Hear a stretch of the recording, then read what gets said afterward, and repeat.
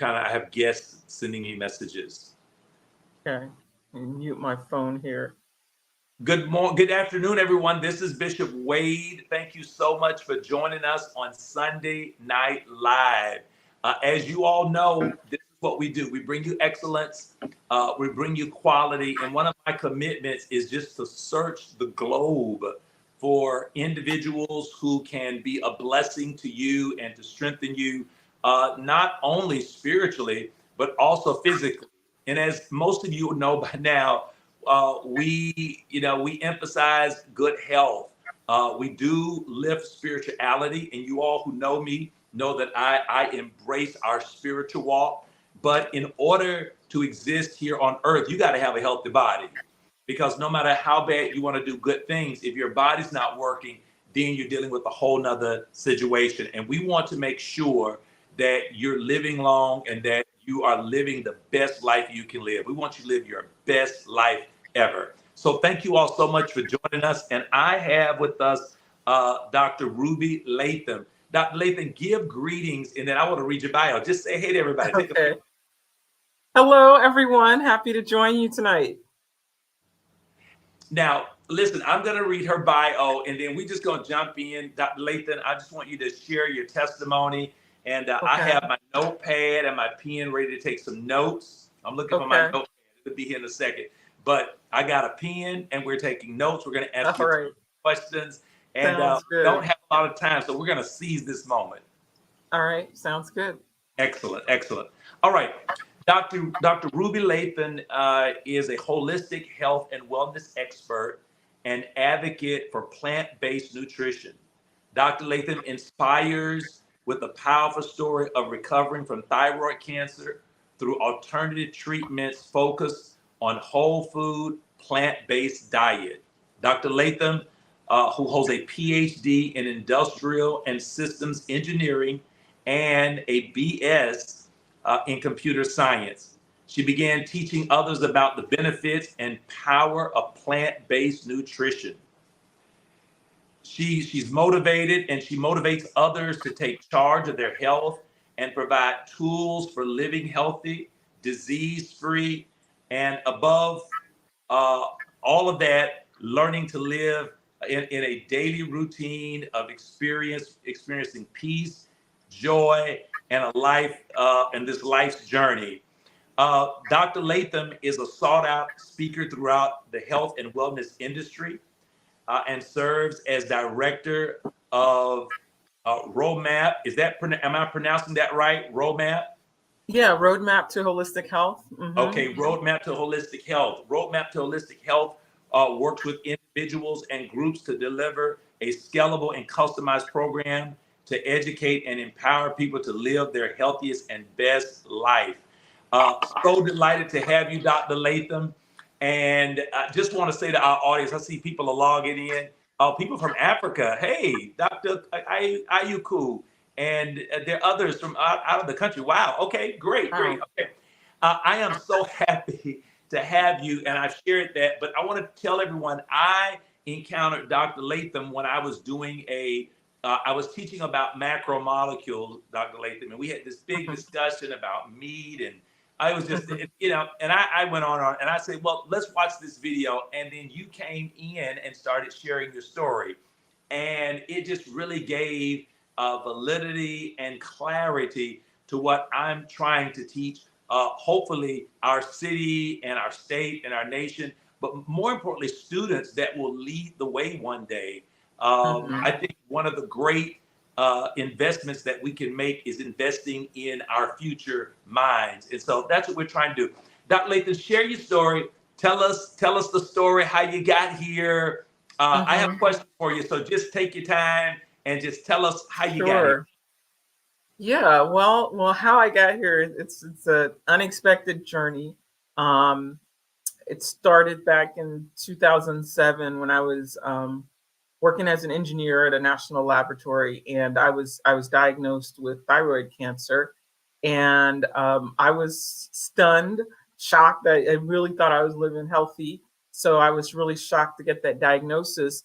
And immediately I wanted to know what the natural treatments were because the option I was given was surgery to remove the thyroid, which meant I'd have to be on medication. And I was opposed to being on medication for the rest of my life. So I said, well, there's got to be a more natural way. My thyroid is working fine. So I don't want to take out a working organ out of my body because there's cancer there. I said, so let's figure out how to heal the cancer. So I started naturally. So I started just researching on how to heal cancer. And the more I studied, the more that came up was plant-based diets, different types of supplementation. So I went to a center that teaches lifestyle medicine, how to use food as medicine. I went there about 3 weeks after the diagnosis, jumped all in, found out, how to nourish the body using plant foods, how to use supplements and natural methods, things from like hydrotherapy, where you're getting in very warm water to raise your temperature so your T cells are activated, to lots of different things that can help heal the body. So I learned a lot, went home, and expected to be healed like within a month or two, but that didn't happen right away. And I felt like because there was more I had to learn about this process. And so I switched to that plant-based diet. But the phase two of after going plant-based and learning how to use supplements as well, then I had to learn to understand the mind-body connection of how to help your mind can heal your body. And so I started visualizing the cancer leaving my body. I started feeling healed.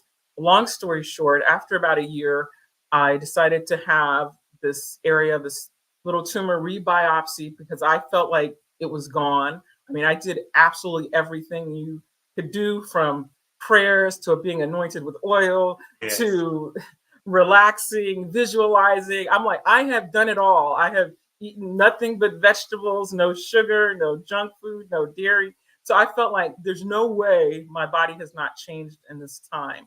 And I wasn't stressed anymore. So I went back, had the biopsy, and it came back that the cancer was gone.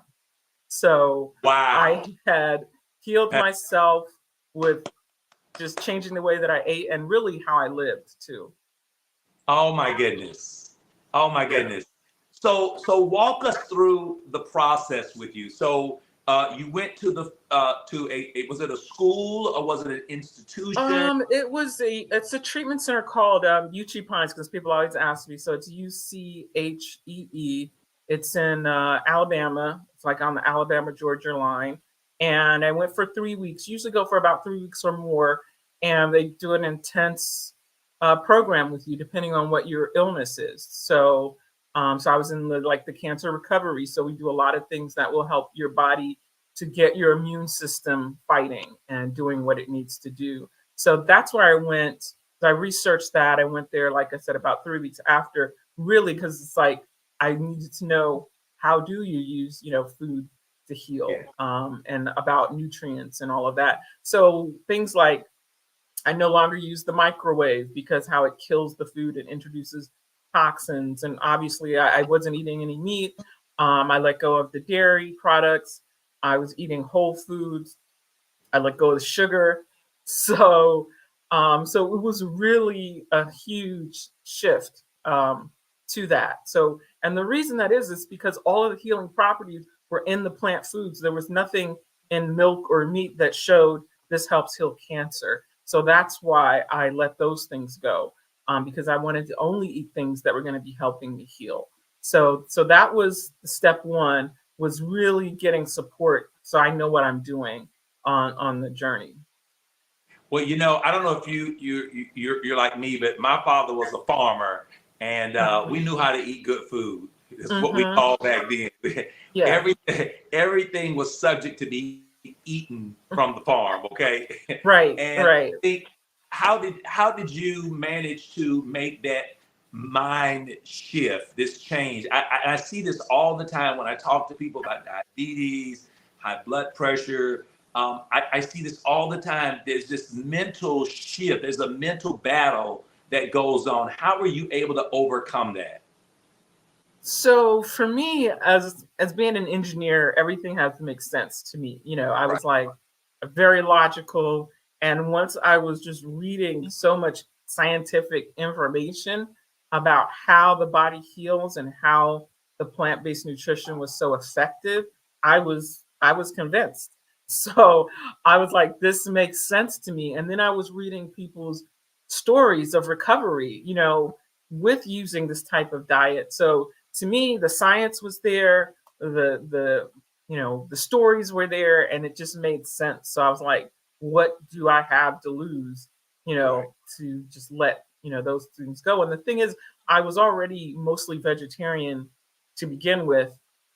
So for me, it was more letting go of the dairy products. That was the big thing, Okay.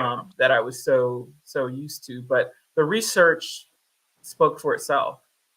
Okay. Yeah, you didn't have my dilemma. I grew up eating fried chicken, pork chop, No, I didn't have that problem at all. It was more grilled ice chicken. cream and cheese. It was cheese, cheese, cheese. Oh, you That love was the my addiction, was the cheese. yeah, yeah, and they even say that there's kind of an addictive piece to that cheese. Uh, There is. Hmm. so there's another whole discussion. Uh, Right, it right. can be very, very addictive. Well, tell me, so afterwards, did your family physician or your oncologist, what did he say when they did the biopsy? Cancer's gone. What was his reasoning? What how did you approach that? I'm very curious. So what's interesting is, so the first endocrinologist I had, um, I let them go because they were very negative about me doing a natural approach. So much so they were writing my primary doctor and saying I wasn't following the protocol, and that she needed to talk to me to tell me to do the protocol that he wanted me to do. And when I went, so initially I told him I was going to try this natural process for a couple of months. And he was like, fine, come back in 3 months and then we'll do the surgery, which means he had zero faith that this was going to work. So when Wow. I came back and we did another ultrasound and things were like, looked exactly the same, he was like, okay, we need to do the surgery. And I said, yeah, not so fast. I'm going to go back and double down basically on what I'm doing. So that's when it got just very negative and it was very discouraging. So I said, you know what? I'm just going to get another endocrinologist who can just monitor Good. what I'm doing, because I'm not paying somebody to almost leave me in tears when I leave their office. I'm Yeah. going to tell them what I'm going to do. I'm like, I need you to just monitor, do the ultrasounds, read the results. That's it. And send the results to me. If you can do that, we can work together. And he agreed reluctantly, the second endocrinologist. So he went along with that, with the understanding that this is what I'm going to do. I'm not doing surgery. I'm not asking you to do surgery. I was like, look, if you need to sign something to say I'm not doing surgery, so you're off the hook for any malpractice, I'll do that. But this Right. is what I'm doing. So when we got the results back, he never asked what I was doing exactly. And he was not excited that the cancer was gone, to be honest. Wow. He was not, Wow. he didn't crack a smile. He didn't say He congratulations. was upset He, because he couldn't cut you. right, right. And make the thousands of dollars from that. And Yeah. then I'd have to see him every few months forever to make sure the medication is at the right amount. And so I would be a lifelong client. So he even recommended that I have the surgery still in case it comes back. So I said, no, thank you, and got out of that office as fast as possible. After he changed the diagnosis from cancer, he's like, you're no longer a cancer patient. Dr. Latham, I got to say this to you. In my 5 years of medical school and residency, they did not teach us holistic medicine. They did not, we learned anatomy, we learned physiology, all those things were learned, but I can't even recall when we had a course other than some type of nutritional course that was an elective and nobody studied. We just, you looked at the notes and went on. Our society has not trained physicians, at least those who are there are now doctors who are my friends now who are coming to that knowledge and saying, hey, there Right. is a holistic way. But I Mhm. think that's where people really need to be prayerful, and they need to really question even the motives of their doctor, particularly if they're not being supported mentally and emotionally, and being open-minded to other possibilities. It's amazing. He was upset because you got healed. I know it was. I said this was the saddest good news I've ever received. I was like, what? I kept thinking after each page that he was going to get to the bad news because he was so Yeah. like not happy. But I was like, it's gone. It's gone. What? I couldn't believe it. But yeah, it's just they want to do what they want to do, and they have so little faith.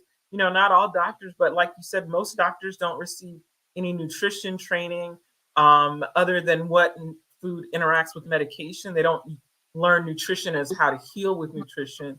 Right. And they certainly don't learn any holistic methods. So I was also working with a friend who was studying to be a naturopathic doctor at the time. So she also helped guide the process. So I wasn't in it by myself, And then, of course, I got second, third, fifth opinions from all types of doctors, from chiropractors to other physicians, because I was looking for the answer to get rid of this. So I just had so much information. And then I synthesized that and said, okay, I think I know what to do now to heal myself.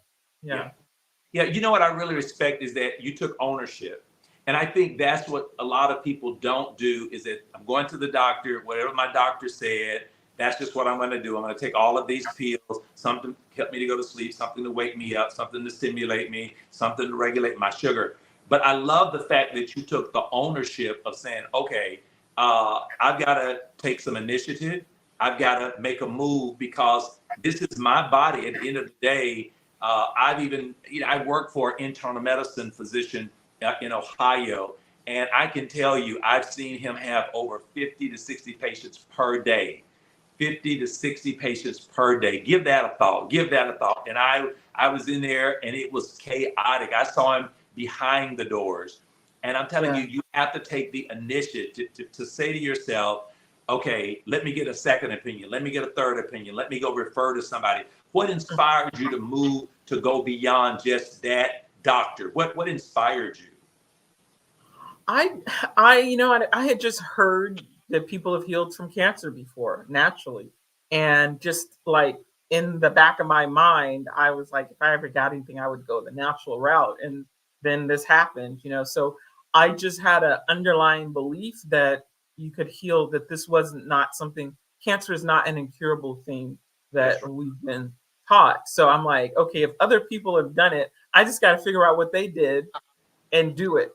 So that was number one. And then number two, the idea of being on medication forever, I just like, I'm not dependent. I don't want to be dependent on anything. I just am like an independent, kind of a rebel spirit, that I'm just not going to be relying on anything like that for my life. I was like, what if something happens that I can't get this medication? I was like, I'm not going that route. So that was such an aversion to me that I was just determined to find something else.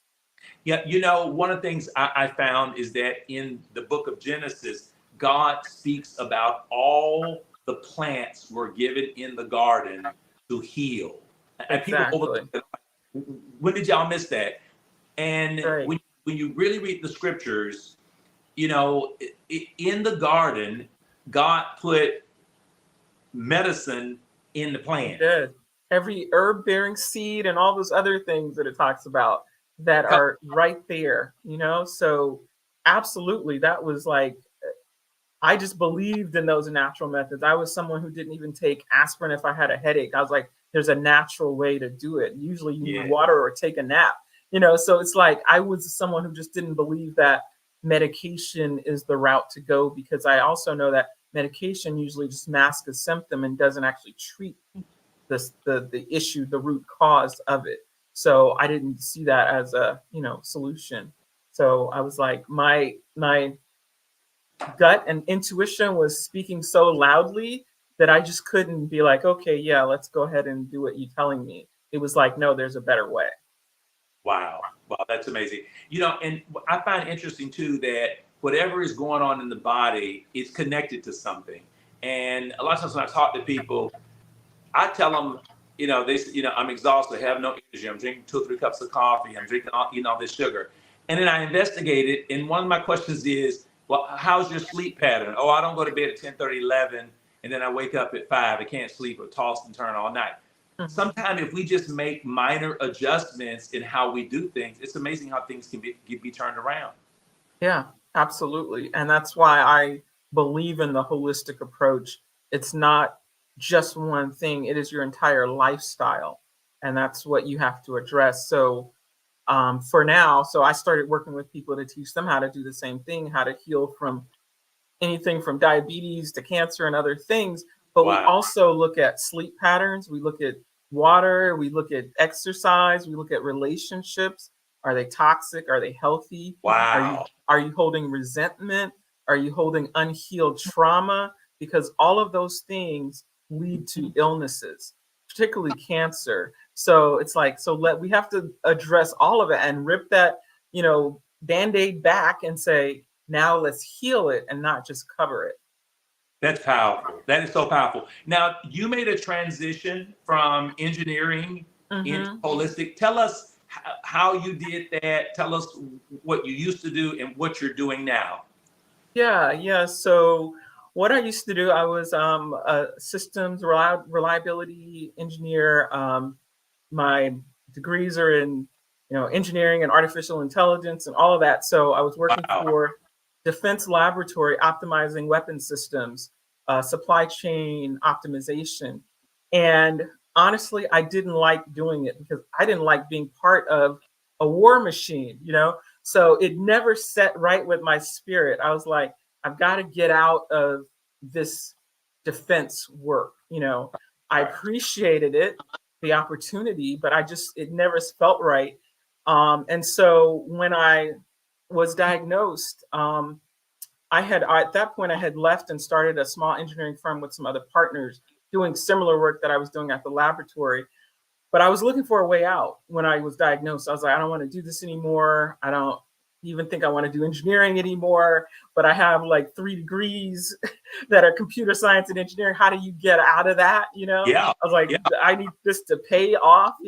So, but when I was, diagnosed, it's like nothing mattered except what do you want to do? What life do you want to live? And it just, as I was healing mentally and emotionally and figuring out what the cancer emotionally meant for me, it meant for me that I needed to speak up and speak out and not be hidden and afraid, because I was someone who liked to like slip into the back of the room, be very quiet, seen and not heard, that kind of thing, and didn't like to make waves and was the people pleaser type Yeah. person. And my thyroid was also enlarged, and if it gets too large, it will wrap around your vocal cord. It wraps around, but it will impede your voice. You'll either be speaking at a whisper or not at all if it keeps growing. So part of that recovery was getting my thyroid to shrink back to its Yeah. normal size, which it did. But when I started studying mind body medicine, it's like where you get sick often is an indicator of what you need to do for your life. So I was like, I need to learn how to speak up for myself, stand Wow. up for myself, not be hidden, not be heard, be loud, make waves. That's what I needed to do. And so I changed even my personality from being, just agreeable. I'm still very nice, but if I'm not at peace, nobody's at peace either. We're not having peace at my expense anymore. And so I even changed the way that I dress from muted tones and browns and grays and blacks to red. And because that I need to be seen, I'm not afraid anymore. So I changed all of that. And that was part of the healing process. So when I thought about this, what I needed to do to heal, I decided to quit. I quit the job because I wasn't happy. And I Okay. was like, I'm just going to step out on faith and figure out what I need to do. I didn't have a backup plan. I didn't have a ton of money, but I was a person of faith, and I was like, God's going to work this out. Yes. And my partner said, you know what? Don't quit. Just take a leave of absence and we'll pay you until you're well. And I didn't even ask for that, but that's what happens when you step out in faith. And I was like, Amen, I'll do it. And so after that year, I was like, I don't want to go back. I'm not going back to doing what I don't want to do. My That's right. life at this point, I'm only going to do what I want to do. Life is too precious to live in a way that you don't want to live. So I worked with a headhunter who was like, how to make this transition from engineering to something else. And he was like, well, just look for the types of things you want to be doing, like leading and organizing. And I found this job in DC that was with the Physicians Committee for Responsible Medicine that Oh yeah. promotes plant-based lifestyle as preventative medicine. And when I read it, I was like, oh, this is my job. This is it. So I applied, I stalked them, I got an interview, and I'm like, if I get the interview, I got the job. So I went home and started planning to move from Albuquerque to DC before I had the job because I was just walking in faith. I was like, I got the job.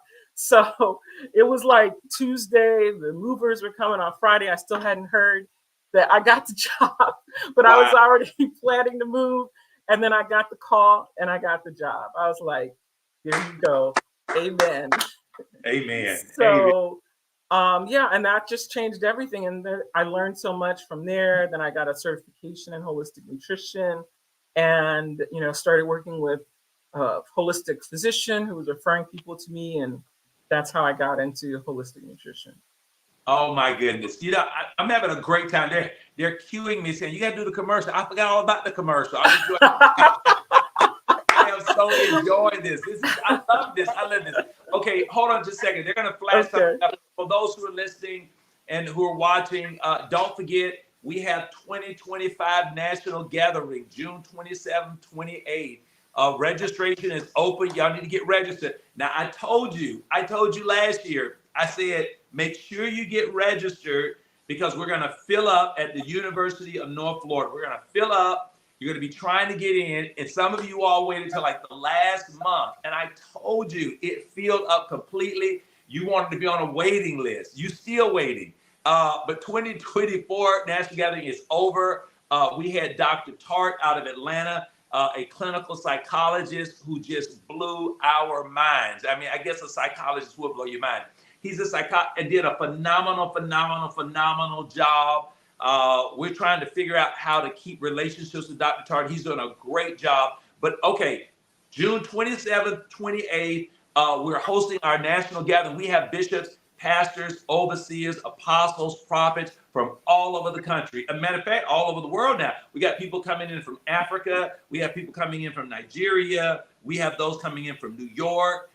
Texas. I mean, I'll go on and on. We packed out the University of North Florida, and I would encourage you to go ahead and get on Eventbrite, get registered now. Well, Bishop, we got time. You really don't. I have a max number that I've agreed with in a contract, University of North Florida, and once we fill up, if we fill up in December, it's too late again. It's too late, and you keep promising God you're going to show up. Get registered ASAP. It is going to be a blessing to you, and we're going to have a tremendous time of consecration. Overseer Marie Wade is going to be consecrated, and we have 2 other bishops that are going to receive consecration, and there are other elders that are joining us. This is the premier event around the country. It's all happening in Jacksonville, Florida, and we want you to be a part of that. Make sure you get a part, okay? Enough of that. God bless. Hey, Dr. Latham, we're back. Sorry. Yes. That's okay. Yeah. We got to take care of the business. We really do. You are blessing us. I am just so excited to hear your journey. So let me ask you a few more questions concerning diet. Walk me through a Ruby Latham's day of eating. Awake time and bedtime. Walk me through the whole day. I want your whole day. Okay. So the bedtime, I get off track sometimes. I go a little too late. But It's okay. But so today, my plan is for like 10:30, 11. But I 7:30 generally get up, and then either I'm going walking because you need that sunlight early in the morning. Today it was Pilates in the afternoon around noon. Pilates class. I sometimes do yoga. You get to stay flexible. Other days I do weights. So generally I don't eat until about noon. Just because I'm not hungry until then. So it's sometimes a smoothie, a green smoothie that's got like a plant-based protein powder, a green powder that's got spirulina and those type of sea vegetables and things in it, and cucumber and greens. And so I start off with the green smoothie, And then I take a few supplements, some chlorella, chlorophyll. I like to put that in the water, some vitamin D, those kind of things, B vitamin complex. And then now it's a little easier because I have a food delivery service here in DC. So Right. today it was lasagna from my meal delivery service, a veggie spinach lasagna that was excellent, and a salad. Sounds good. Um, yeah, so I usually eat something from my own meal plan because quality control, I gotta make sure it's up to par. And then like any there's snacks, I'm doing like I love apples. I'm like the apple a day thing really is true. It does help you stay well and regular. So it's always some fruit, apple or tangerines, those kind of things. Sometimes a little trail mix with nuts and raisins is a good snack, or like hummus and cucumber. Yeah. And then dinner, it depends. So sometimes it might be overnight oats, or it might be something like a soup or something, or a taco salad or something like that. So that might just be it. So yeah, so it's something like that. It always usually involves a smoothie, and then we got to get our greens in with whatever meal we're having too, and then we've got to get our apples in or some other Absolutely. fruit. Yeah. Wow. One of the things I've learned, we travel a lot, and I think over the summer we were supposed our college had ended, and I was supposed to go take a break, but I said, okay, in between the break, I'm gonna go. We had a conference in Texas, then we went to two other places, then to Miami, and then we hopped on a cruise for getaway. Hmm. But what I've noticed is when I eat at restaurants, I don't know if you noticed this, so I'm asking now because I think I told me, I said, I wonder if other people are thinking like this, or am I just like strange? You go to the restaurant, and no matter what you order, it's like they extra salt, extra oil, extra dressing, extra Yeah. cheese, Yeah. cheese on top of cheese. And it's like I get paranoid. Today we were out back. On Sundays at church, we go to out back. And so I'm like looking at all these dishes, and I'm like freaking out because I'm okay, that's saturated fat. I mean, that's got to be your LDL. And I'm just Yeah. going. So when they come, I tell a lady, I said, now I don't want to make your life miserable. I said, but like with the salad, I want the dressing on the side. Absolutely. Okay, there we go. So Yeah. is it okay? Well, when I do the salmon, we do salmon on Sundays only. That's just what we do Mhm. for our protein. Good. But I tell them, I said, we want no seasoning on it at No all. butter. No, Yeah. yes, and they'll slip that butter in on you. Yeah, they love to do that on the vegetables too. I'm like, come on, let's leave the butter off the veggies. Yeah. They baptize, and the lady said to me, she says, well, don't you want butter on your broccoli? Don't you want like salt? I said, ma'am, let me say it again. Just simply, however you fix it, put nothing on it. I'll be in charge of all of All that. the seasoning, right? Yeah, no, that is very much so. I have perfected because tonight, so I had lasagna. So for dinner tonight, right before the call, I had the Cuban restaurant. So it was basically sides. We had like black beans and Yeah, rice, and then they had a trio of like a black bean dip and guacamole and a salsa with like plantain. So that to me was excellent. yeah, And so we didn't have to leave off anything on the sides, because I did see the vegetables were had like olive oil or something like that, but at least it wasn't a saturated fat. But yeah, so I've learned to how to order at pretty much any restaurant, and if you're nice enough, they will accommodate what you're asking for usually. yeah. I agree, and I've even learned that I just had if you're nice to people, they seem to respond better. Number one, but then Absolutely. yeah, and I just tell them up at the top. I said, I'm like a vegan. I like a cheating vegan. I do piece of salmon on Right. Sunday. And they go, "What is a vegan?" You have to go through all Yeah, that. yeah, yeah. So I don't even use the label anymore because a lot of people don't know what it is. They're like, "Oh, we have gluten-free options," and I was like, "Not quite the same." They don't understand. They just don't understand. Right, right. So I have to just be specific, like no dairy, cheese products, no meat. So, but Yeah, yeah, I usually either I choose a restaurant that has enough for everybody, or I, learn how to order from the sides and make it work. And it was actually really good. So I didn't feel like, oh, I'm missing flavor because, you have guacamole that has the fats and it helps you feel satiated. There's the Yes. black beans that are good and that has a lot of the protein. And then you have the tomato sauces that add flavor. So you can make it work. You just have to, learn how to order and be nice about it. And I haven't had a problem with being able to even eat out with friends.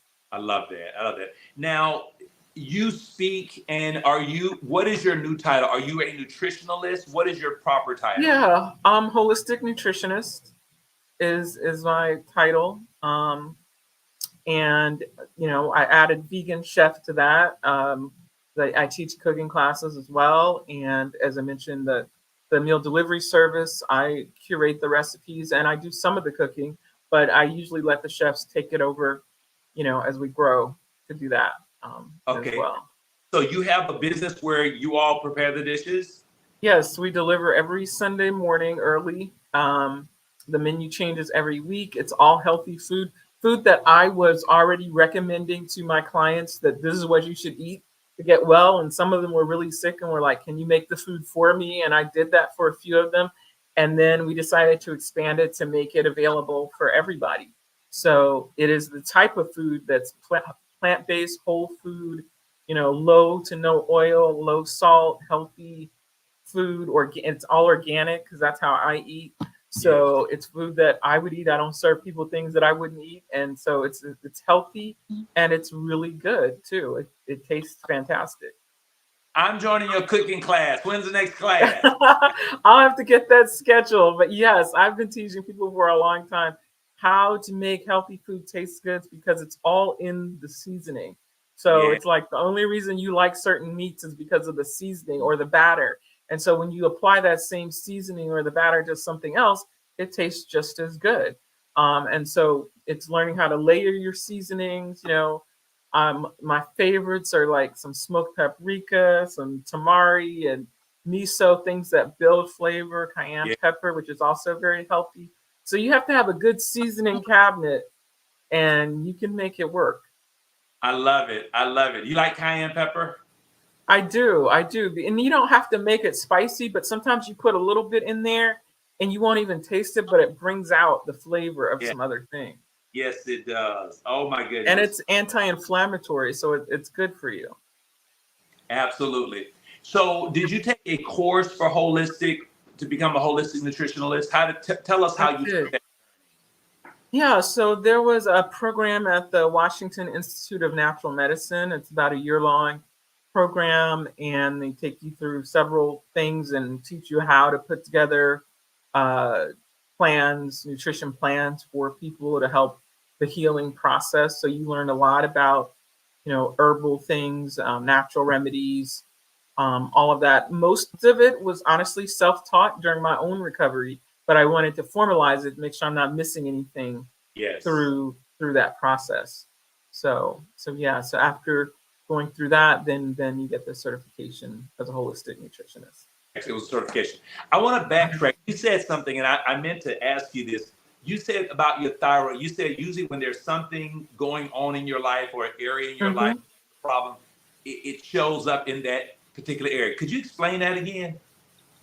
So not necessarily the thyroid, but for when you have problems with the thyroid, most times you also have problems with suppressing things and not Wow. speaking up. And I've found that to be true with the many people that I've worked with. And I think that's why it's often more common in women because we've been kind of taught to be quiet, for a long time and to that it's okay to suppress. And so that's usually something we have to address when there are issues with the thyroid. So, sometimes other things show up in the liver. Sometimes that could be because you're holding on to a little hate or anger or resentment. Yes. It can show up there. There are different things. If you have like a wound about childhood or childbearing, you might have something in your reproductive organs or something Wow. like that. So it really depends on what's going on with you. And usually, after I talk to people, I can kind of help pinpoint where that is just by listening and saying, here's where I think we need to focus on. I'm usually right on with where the issue is, because it's all in the way we talk and think, and the way we hold fear and that kind of thing. So that's why it's so important to deal with that emotional side, because as we know, most disease starts in the gut. They say 70% or more of disease starts in the digestive tract. Yes. But most of that comes from emotions, because we know our gut is our second brain. And so we like feel things, when we say we got punched in the gut, or I feel that in my stomach, we're holding those emotions in different areas of the body.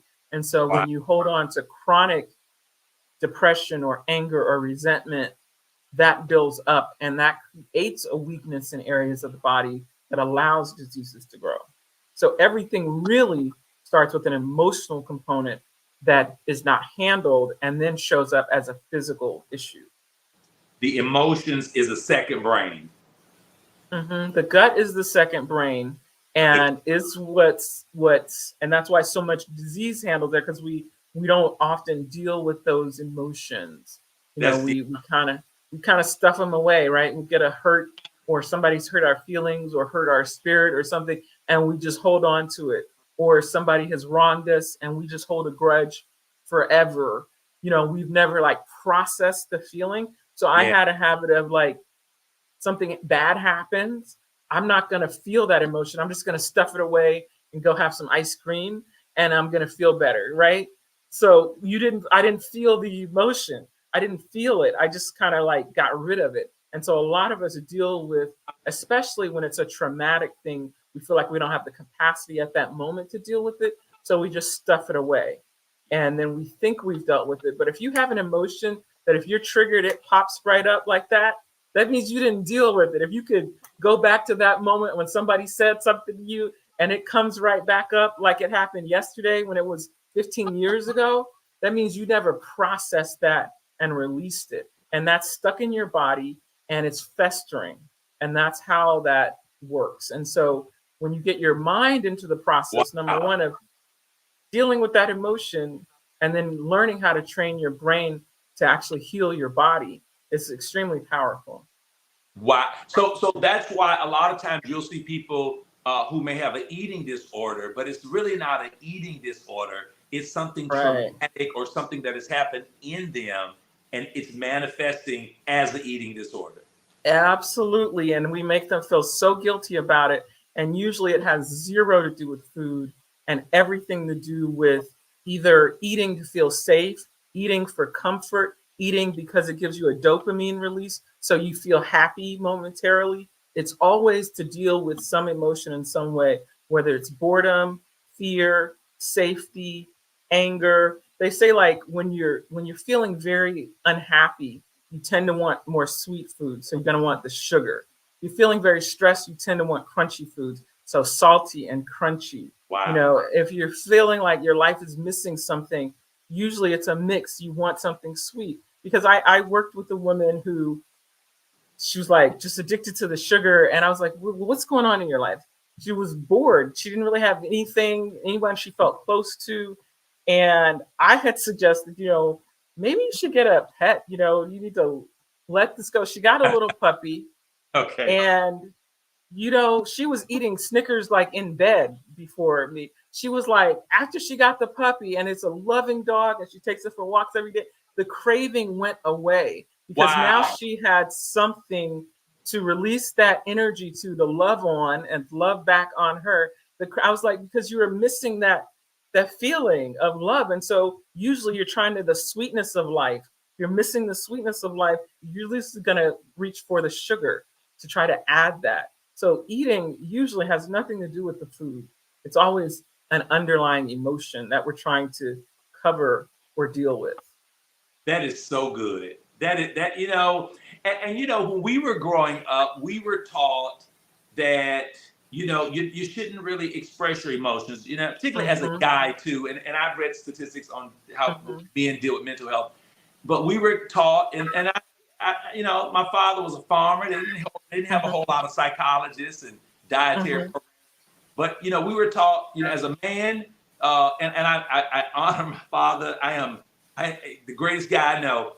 But we were taught as a man, and it has helped me, but we were taught you assume responsibilities, you deal with it, etc., etc. But I think as I've Right. gotten older, as I've raised three boys and especially a daughter, God help me, they're Hmm. wonderful kids. But what I've noticed is that it is healthy to have moments where you can express your emotions and just let it out and It just is. did. And I saw a crazy video of women. I get it though. They were out in the woods. You may have seen it. They were screaming and got sticks hitting the ground and hollering and taking it out on their spouses and hollering at trees and scratching. They had all of that build up, and someone has created a business to take them in the woods To so let they them release it. Yeah, I haven't seen that, but I think that's an excellent thing. And I mean, it's okay to break down and cry because you're like feeling those emotions. It is okay to feel what you feel. And you're right. A lot of us were taught to not express or feel our emotions. You know, we had parents who would say, fix your face when you're feeling unhappy, be yeah, quiet, or I'll give you something to cry about. So you were not allowed to feel that emotion in the moment. You had to stuff it away and fix your face and put on a happy face, even though inside you felt terrible. And yeah, so we were trained that way. And then that's how you deal with emotions as you get older. And then next thing you know, you have an ulcer, you know? So that's how that works. Yeah. Or some irritable bowel syndrome or something like that. All of those things are related to emotions. And that's why I feel like we're seeing so much of it now. Because it's just, and then when you add bad food on top of that, it accelerates the disease process. So, you know, you can eat very healthy and that's going to slow down the disease process if you haven't dealt with the emotions. And then bad food is like gasoline that's just going to speed it up. So you see younger and younger people getting more and more cancers and things like yeah, that because now we have the suppressed emotions plus a terrible diet that the food industry has given us and addictive components to the food on top of it. So yes. you're emotionally addicted, physically addicted, and you're not dealing with the emotions. And that's why we're in a health crisis that we're in right now.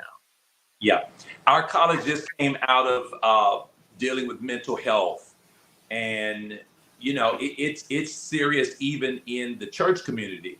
Mm-hmm. I invited Dr. Alderman Tart to come. He's from Atlanta, his PhD, brilliant brother, highly respected, and he came and shared with us for a full day. And he said something that I had never thought about, but when he said it really helped me see something I'd never seen before.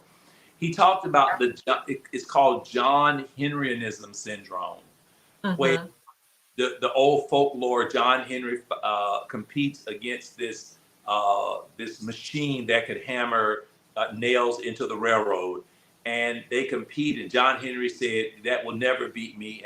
And sure enough, they for miles they hammered and hammered and hammered, and when it was all over, John Henry beat the locomotive, the engine, the machine that could hammer. He beat it, but at the end, his heart burst and he died. Oh, And he wow. explained how many of the times we try to prove to people that we can handle it, we can handle it, we can handle it, and we just keep hammering through life. And sometimes we really do win at that assignment, but what it does in the long run, it bursts our heart, it tears up our relationships, our emotions, mentally, physically.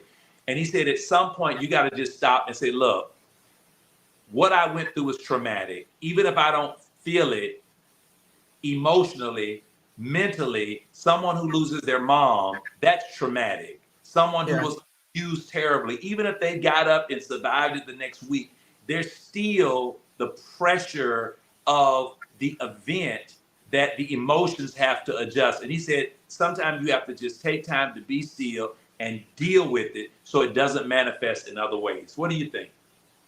I agree with that fully. Yeah, we absolutely need to deal with it and let those out because traumas do leave a mark. And if we have just gone on and not talked with anyone about it, not expressed it, and Yeah. sometimes there's shame or something attached to that, um, you have to let it out. And there are lots of different ways, yelling it out, hitting it out, punching it out. All of those things are helpful. There's something called somatic release that teaches you how to help move your body so that it releases things because it gets trapped in our body. A lot of these pains and aches are just trapped emotions. And so the more you move, the more, you can release those things and, deal with your breath and breathing and letting that out.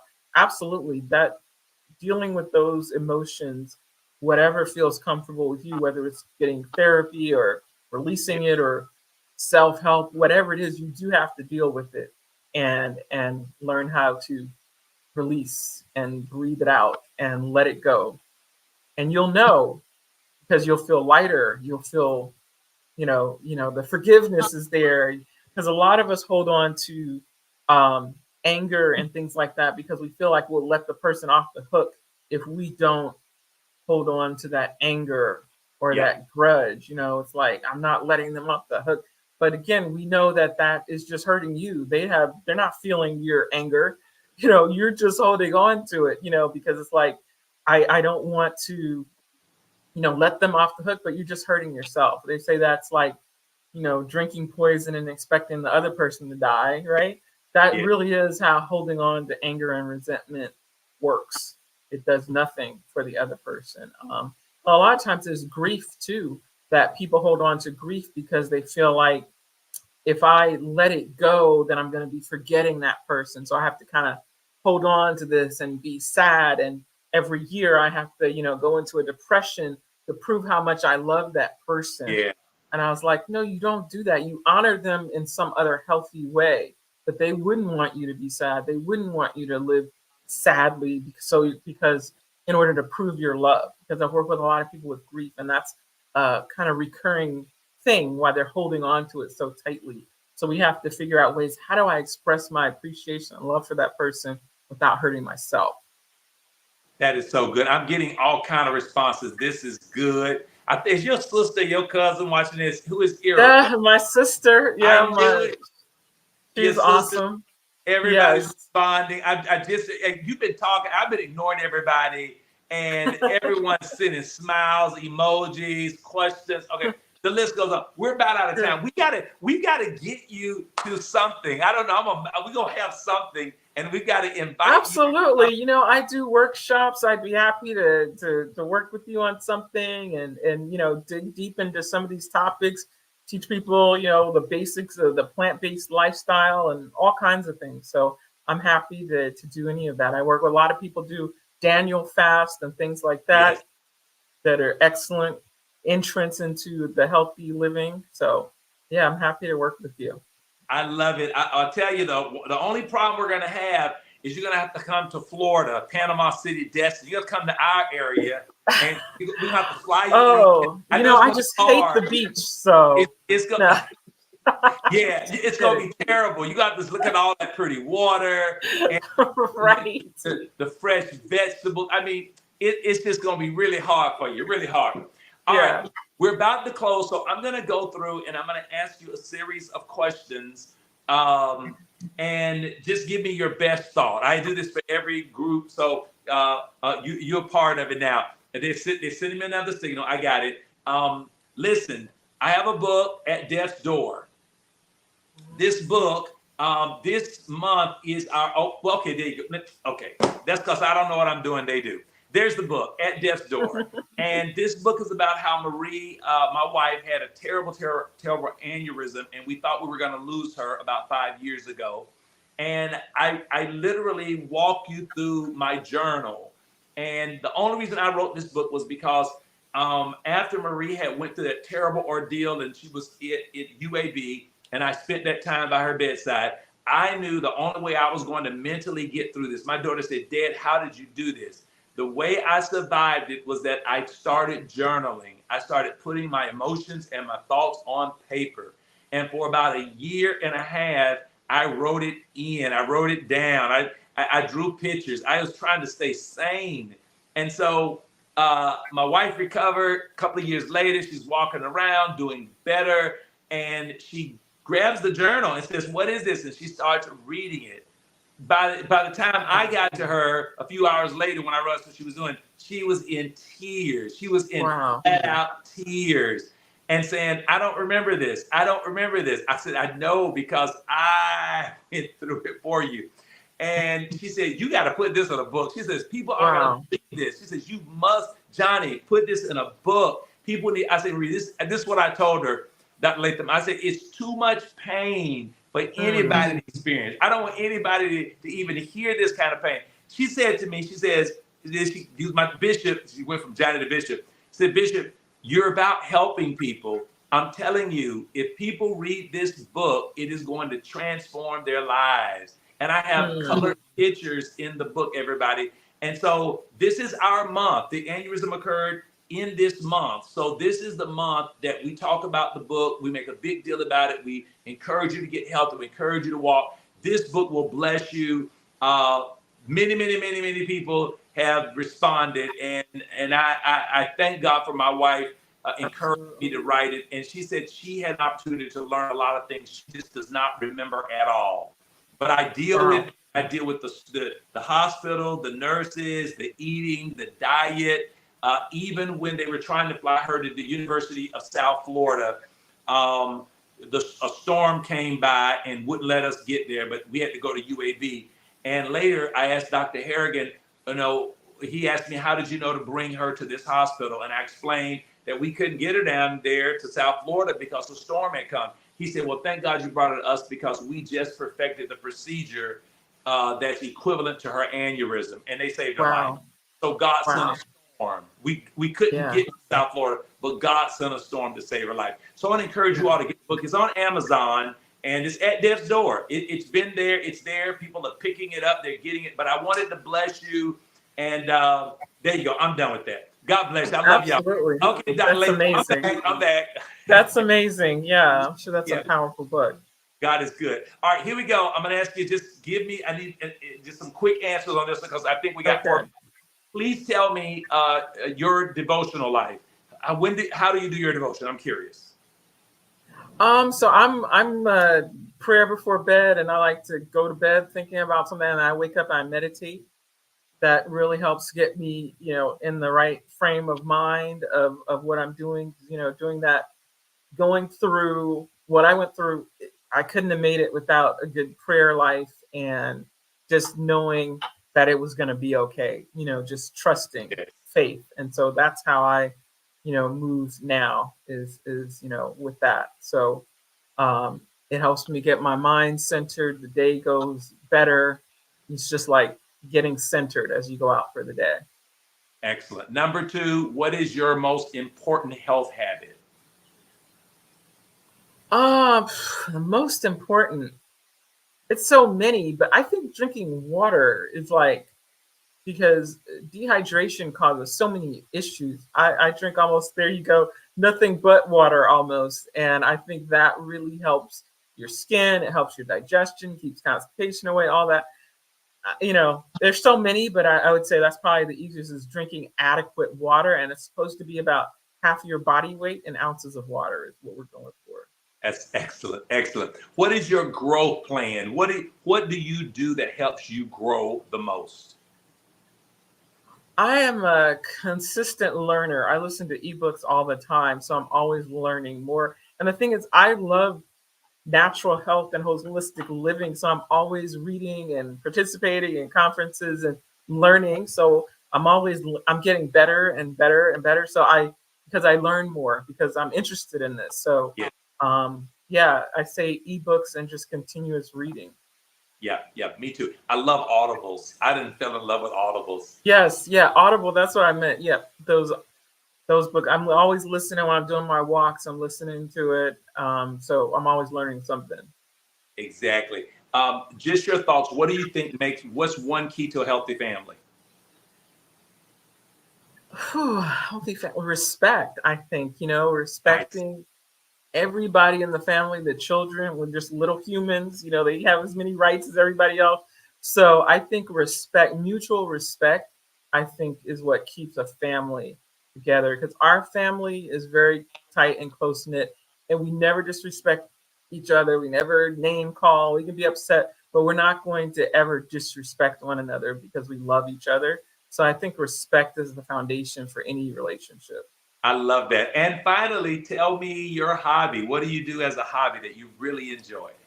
Yeah, so I mean, You're I know smiling. Why are you smiling like that? I mean, reading, I love reading, but I'm anything outside, I'm like a water, I love being on the water, like just, whether it's kayaking or on a boat or just feet in the water. That's what I'm trying to do. And I love travel too. So like I'm taking a group to South Africa in October. People can still join if they want, but I'm taking a group there. Oh, Yes, we're doing about 12 days, South Africa, Zimbabwe, safari, all of that. So I love to travel. Yeah, on October 11th. So we're just closing what? out that group now. Yes.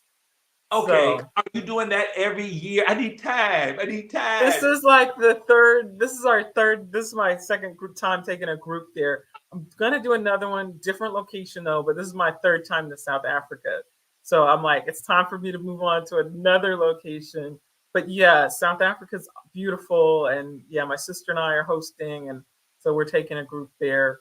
So Oh people my. can, yeah, we have another spot or two remaining for folks who might want to join us. But it's We have got excellent trip. to get and talk a little bit more because we got some things planned. Every 3 years, I'm taking the entire college to a different continent. Oh And wow. the personal commitment that I have that travel will be one of the best growth experiences for our leaders and pastors who only travel when they're getting ready to speak. We want you to travel and learn. We've got to talk soon. Oh my goodness. Absolutely. Yes, I love travel. It really does open up so much and it's so fun on top of it. Yeah, Excellent. absolutely. Well, we're out of time. I'm going to ask Dr. Ruby Latham to just give some closing remarks, and then I'm going to pray for us. And again, Dr. Latham, thank you so much for taking the time. We are so grateful. Your time is important to me, to us, and you're valuable. You are a walking, a living miracle. Your lifestyle is ministry. As a sister of color, we celebrate you. We honor you. We are thankful for what God is doing in your life. I am so, so thankful and so grateful for you. And I just believe there's more to come. I think there's more to come for you. Give, Absolutely. give us some closing remarks. Oh wow, this has been such a great great conversation and I just feel so blessed to share. And I know there's a lot to take in, but just knowing that any little change you could make that gets you going in the right direction, you just build on it day by day and don't feel overwhelmed. I have to do all this, to overnight. It's step by step. And that's how I did it. It was just, deciding what improvement I can make today and build on it and build on it. And just knowing that you can live if you're living in pain, if you're living in emotional pain, if you're living in physical pain, that you don't have to. There is a way out of that. And it's just getting the help to do that. And we're meant to be here to live our best lives, not to suffer, to live our best lives. And that's what I'm committed to doing. And I just hope that something I've shared is set off a light in someone and that they know that they can make these changes and live their best life. Yep. You made a difference tonight. Let's pray together. Absolutely. Father, we honor you and we thank you for your loving kindness. We thank you for your mercy. And Lord, I pray a special blessing for Dr. Ruby Latham. I pray that you would continue to cover her, bless her, and use her life for your honor and glory. She is a walking miracle. She is a testimony. She is a jewel for the kingdom. Cover her and bless her and keep her and strengthen every one of her endeavors. I pray that you would bless every listener. Let your grace and mercy and peace cover those who are listening to my voice and that have heard these powerful testimonies and experiences. Bless your people. Give them long life and good health. In Jesus' name, amen and amen. Amen. Amen. And I just say, as the scripture says, God has given us life and life more abundantly. That is what he wants for us. And so that's what we should always be striving for. Excellent. Saint Ruby, thank you so much. Thank you. Thank you so much for having me and your team. I appreciate you and the work you're doing. It's awesome. And just thanks for having me. Yes, much love to you. We'll be reaching out to you. We've got a plan to do something together soon. We got to do something. Absolutely. God bless. Absolutely. All right. Good night. Bye bye.